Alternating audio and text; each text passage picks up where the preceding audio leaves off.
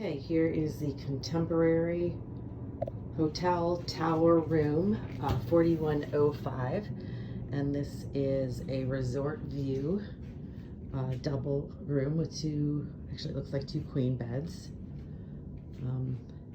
and the sofa pulls out to a sleeper. Nice big flat screen TV, and a little desk area over here with the bureau. Let's go check out the view. It's got a nice patio, really nice patio behind the curtains here, with a view of the pool.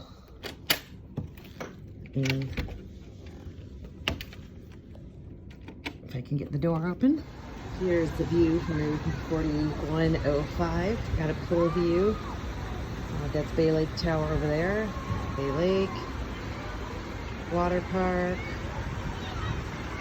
Down there overlooking the main pool, the beach volleyball area. And back over to the garden wings and the wilderness lodge in the difference. Got a nice patio too with chairs on it. Nice place to relax after being out all day.